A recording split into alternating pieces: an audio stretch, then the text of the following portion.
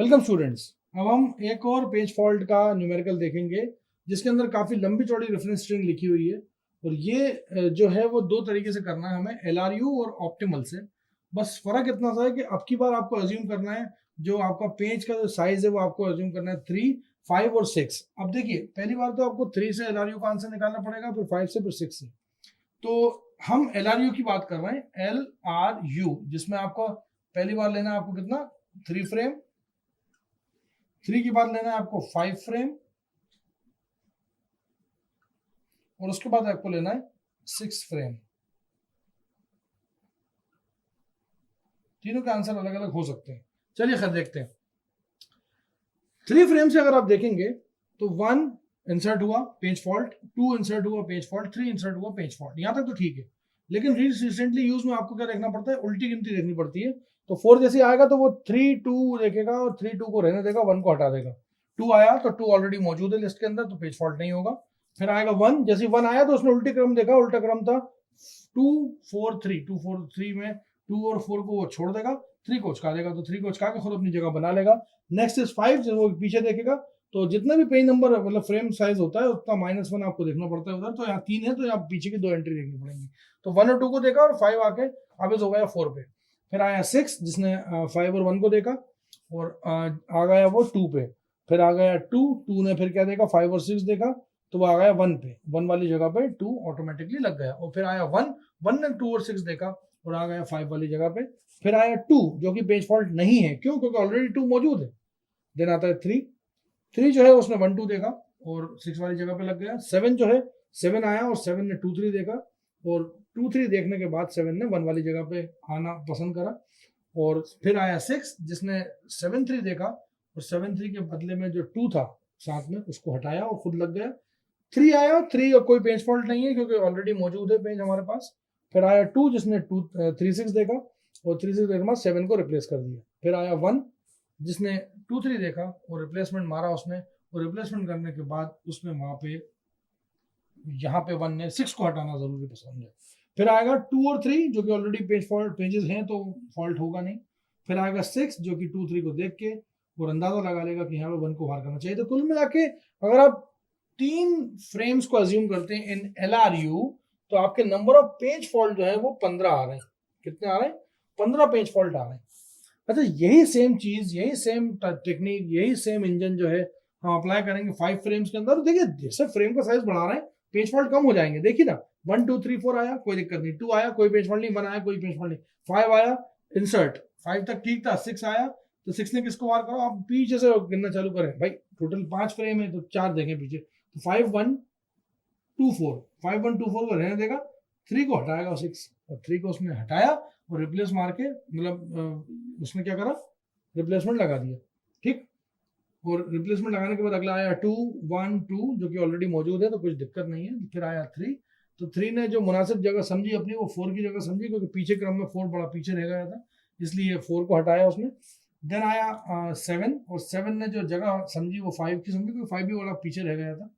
उसके बाद जितनी भी चीजें लिखी है ना, 6 3 2 1 2 3 6, जो भी कुछ लिखा है उसमें वो सारी की सारी बात, वो सारी की सारी खूबियां मौजूद हैं जो कि होनी चाहिए उस पेज के अंदर, और वहां पे पेज फॉल्ट नहीं होगा।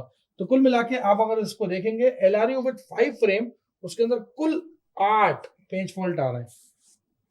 सेम टेक्निक 6 के लिए करेंगे तो और आसानी हो जाएगी। मतलब आप देखें, जो यहाँ समझाना हम चाह रहे हैं वो ये कि जितने नंबर ऑफ फ्रेम्स आप बढ़ाते जाएंगे फायदा उतना ही आपको मिलता जाएगा, पेज फॉल्ट आपके उतने ही कम होते जाएंगे। यहाँ पे तो 1 2 3 4 5 और 6 और आता जा रहा है, आता जा रहा है, सिर्फ एक ही जगह पे रिप्लेसमेंट लगा एक तरह से देखा जाए तो। 7 जब आया था तभी रिप्लेसमेंट लगा, बाकी तो खाली खाली जगह पे इंसर्ट हुए। तो 7 आया और 7 ने किसको बाहर कर दिया, 7 ने उल्टे क्रम में आप देखेंगे तो 4 का नंबर जो था वो बड़ा पीछे था, तो 4 को रवाना करा और 7 आगे जम गया। उसके बाद 6 3 2 1 2 3 6, ये तो ऑलरेडी मौजूद ही थे। तो 6 फ्रेम अगर आप टेक्निक यूज करेंगे तो कुल मिला के आपके 7 पेज फॉल्ट आएंगे। तो 7 पेज फॉल्ट तो यार इतना तो आना जरूरी है, क्योंकि 7 तो आपके कम से कम पेजेस हैं ही ना। खैर, आगे बढ़ते हैं हम ऑप्टिमल सॉल्यूशन की तरफ। अब ऑप्टिमल में क्या है कि ऑप्टिमल चाहेगा कि इनके जितने भी आंसर्स आए उनको उनसे अच्छा करना, उनसे अच्छा परफॉर्म करना। अब ऑप्टिमल में आपको सेम चीज देखनी है। ऑप्टिमल में हम देखेंगे 3 फ्रेम वाला देखेंगे, उसके बाद हम 5 फ्रेम वाला देखेंगे और उसके बाद हम 6 फ्रेम वाला देखेंगे आंसर। और ये सारे आंसर्स आपको दिख रहे होंगे, आप चाहें तो लिख सकते हैं अपनी कॉपीज में।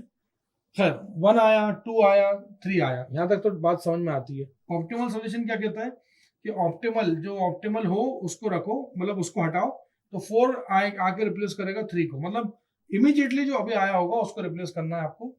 2 आया, फिर 1 आया तो वो ऑलरेडी मौजूद थे, फिर आया 5, तो 5 किसको रिप्लेस करेगा, 4 को, और उसके बाद 5 जो है वो 4 को रिप्लेस करेगा, और 6 जो है वो 5 को रिप्लेस करेगा, और 6 जो है वो 5 को। ये ऑप्टिमल वाला ये कहता है कि भाई जो पेज हैं जो पुराने हैं उनको लॉन्गर टाइम के लिए रहने दिया जाए ताकि उनका काम पूरा हो जाए।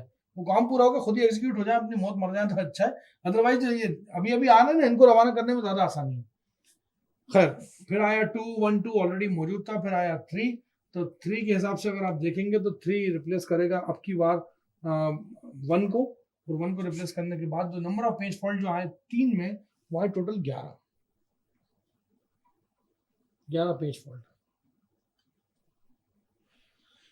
वहीं आप 5 का देखेंगे कि 5 में कितने आए, तो 1, 2, 3, 4, और उसके बाद 2, 1 आया तो 2, 1 पेज फॉल्ट नहीं गिना जाएगा।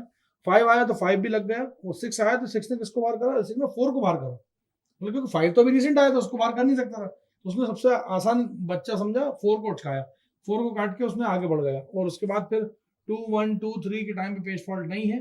फिर जब 7 आया तो 7 ने देखा कि यार 6 तो अभी आया था, उससे उससे यंग कौन है, उन्होंने 5 को लगा दिया, तो 5 को आपने काटा, और 5 को काटने के बाद यहाँ पे पेज फॉल्ट जो आएंगे, number of page fault 5 frame के अंदर कुल 7 आएंगे। आप देख रहे हैं कुछ कुछ हद तक देखा जाए तो आंसर सही होते जा रहे हैं मेरे। नेक्स्ट आता है 6 फ्रेम का, और 6 फ्रेम तो और आसान है। 6 फ्रेम में तो आपने 1, 2, 3, 4 पे लगाया, फिर 2, 1 आन दो जान दो, फिर 5 आया जान दो, 6 आएगा जान दो, मतलब total number of page fault जो है वो 6 तो यही हो गए बिना रिप्लेसमेंट लगाए। फिर 2, 1, 2, 3 में कोई पेज फॉल्ट नहीं है। अब आएगा सिर्फ 7 आएगा, और जब 7 आएगा तो 7 को किस जगह पे रखा जाए, 7 को 4 की जगह पर रख दिया गया, क्योंकि 5 और 6 जो थे वो अभी रिसेंटली आए थे, इसलिए उन्हें थोड़ा टाइम बिताने दो उनको।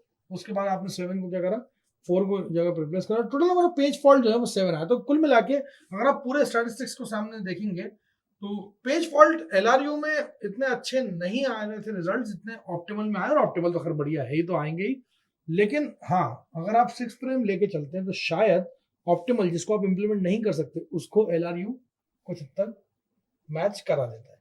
हम सिर्फ कंपैरेटिव स्टडीज कर रहे हैं कि कौन सी एल्गोरिथम किससे बेटर है किस कंडीशन में। यही था इस न्यूमेरिकल का साथ। Thank you so much.